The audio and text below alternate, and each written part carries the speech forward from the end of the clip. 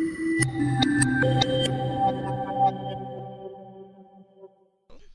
everybody, welcome back to the Small Business Transformer Summit. Today I'm joined with Twitter queen Martha Giffen, and she is someone who catapulted her success by using social media. She became a best-selling author, speaker, and ultimately a business coach simply by using social media as a platform. So let's get started. Martha, how did this all come about?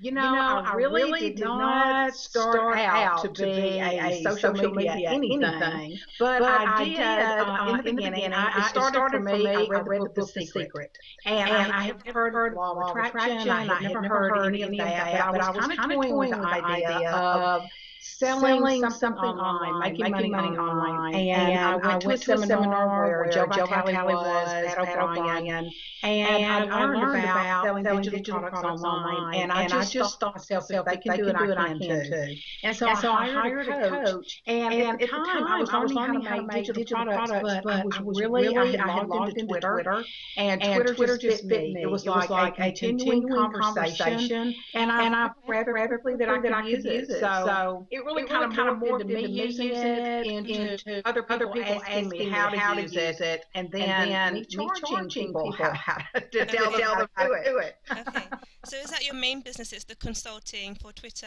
and social media?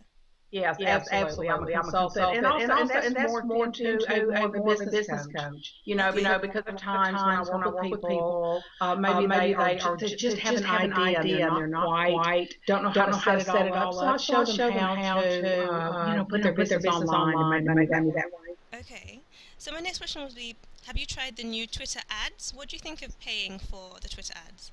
Well, I think we've all enjoyed a lot of free social media, but really and truly, it's just not free. Whether you're paying for an ad or whether you're paying for a really good tool to help you, navigate quicker, better, it's just not free. So I think that there's a real misconception that social media is free, and really it's not.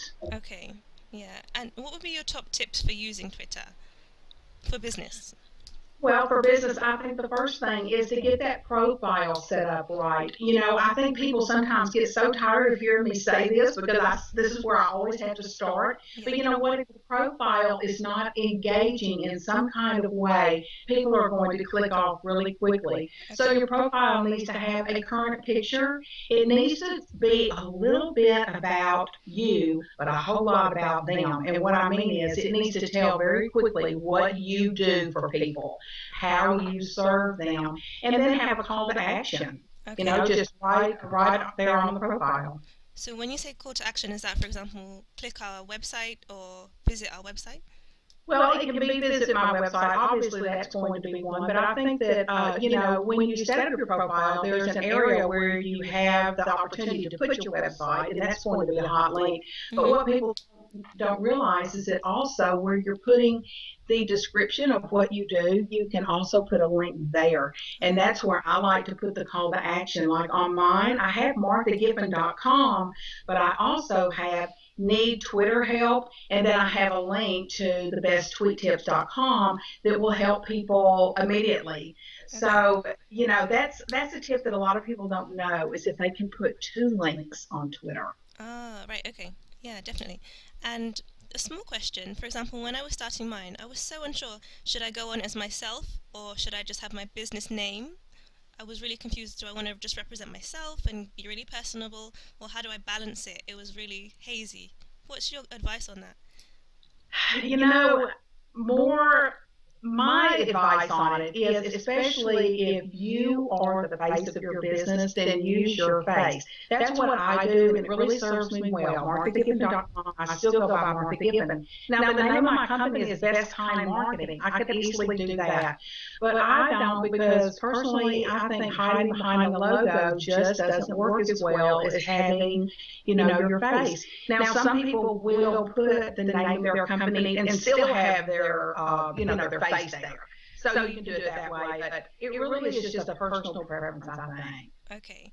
And how does it compare to other social networks? So, for example, are you on Facebook, or is Twitter just your number one? Hello?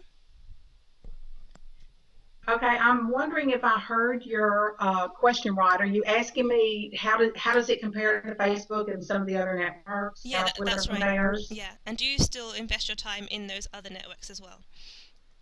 Well, I do because I'm social media and I teach social media, so obviously I have to be very familiar with all of the networks.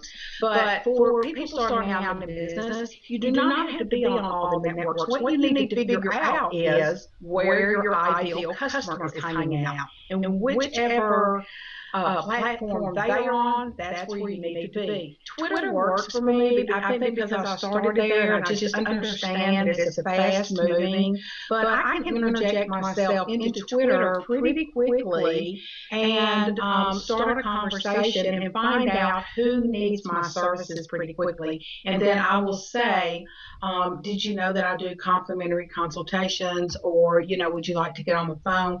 I'm Okay. immediately trying to move it to the next level. Wow, okay. That's really good. So, because that's one of the things I was wondering as well, and I'm sure our viewers are wondering the same thing. Is it okay to just see someone on Twitter who you haven't spoken to before and approach them with the direct business, or should you go softly, softly and work your way into it? Well, yes, it is networking. I mean, you don't just pound them immediately with what you got.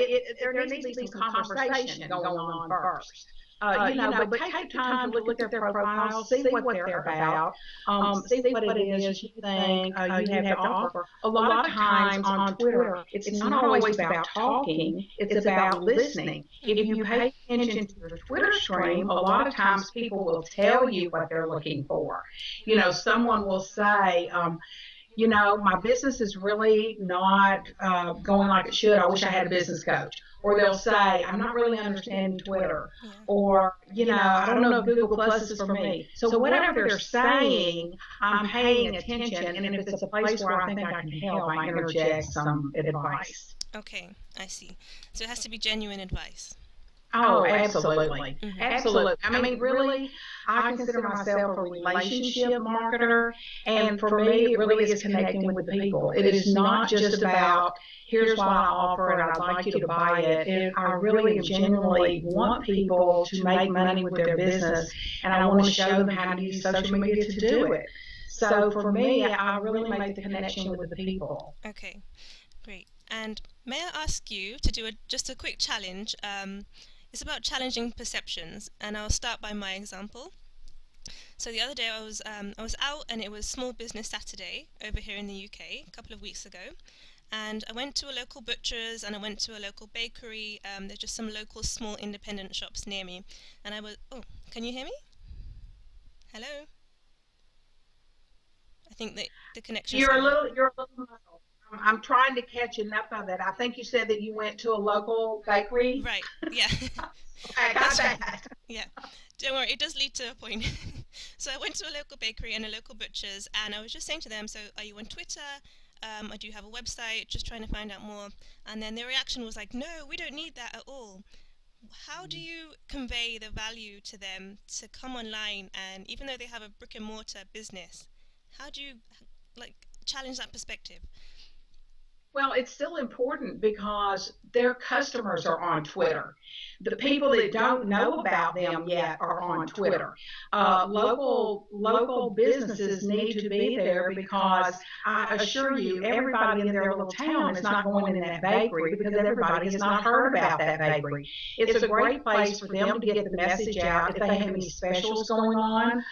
It's also great for testimonials for other people to say, we've been there. So I think there's so much value to it. Yeah, definitely, especially with the testimonial part. That's true. Yes, and connecting with the community also because, they're going to be connected to their local community by connecting with other businesses. And, it's all about referrals and connections and networking. So, I think that there's so much value for any business owner, really. Okay, definitely. And so for you, what do you have planned for the year ahead? What are you working on at the moment? Well, I'm actually just finishing up another book, and I can't tell you the name of it, but I will say this, it does have to do with Twitter, and it does have to do with a lot of Twitter tips. So I'm finishing that up. My speaking last year, I went further into the speaking, and so this year I'm speaking at several seminars, sponsoring seminars this year. I've got a lot of things like that going on. I love meeting people in person, and so it really, and I like speaking, so I'm doing a lot of that this year, really getting in front of entrepreneurs and small business people to show them really what it's all about and how they can use it to be successful. Okay. And a quick question. You said you love speaking, which not everybody does. Do you have any tips for how to be more confident when you're networking? Well, I think the main thing is to really love what you do. I know that sounds like such a cliche, but if you have a product that you are just madly in love with and you know that it's going to help everybody, I don't find that it's a hard thing to talk about. Just let your passion come through, and I think that works every time. At least it does for me. Okay, that's great. And you said you're really busy, and I know you're really at the forefront of social networking, and you have a family as well. How do you manage your time? Well, I do outsource. I don't try to be a one-man show over here. I do the speaking gigs, and I'm working with my one-on-one clients and any coaching that I do. Okay. But for everything else, I outsource. I'm using an outsourced person for technical work. I'm using a VA for, those types of things. On occasion, we use a copywriter. I'm really the thing is your business is not going to grow until you start really building your team. So I always encourage people from the very beginning, if nothing else, start with a part-time VA, somebody who can help you do the jobs that you don't need to do to move your business forward. There are certain things I need to be doing, and the rest of it can be done by someone else. Okay. I know some startups, when they're just beginning, they want to save every penny and they don't want to spend it on that kind of thing. What would you say to them? I can so relate to that because I did the very same thing in the beginning. Although I will say this, I hired a tech person to begin with because I knew right away, I couldn't put up websites and do those kinds of things. And I did have to, there was a tech curve and I did have to learn some things, but I know what that feels like. You think you are going to save money, but in the long run, you're wasting money and you're wasting time. We only have so much time. Yeah. So in your business, you have to decide where your time is better spent. And for me, it would be out speaking or it would be out trying to find new clients or working with my coaching clients. That's just what I need to be doing. Right, exactly. And may I touch on my favorite area, which is accounting? So how do you manage that? Do you have someone helping you, or do you do a lot of it yourself? Do you do it online? No, I absolutely have someone helping me. And you know what? It's funny that you say that's your favorite thing because really, right after you hire a VA, you need to hire an accountant. And some people will even say hire the accountant first. And I agree because you have to keep up with your numbers.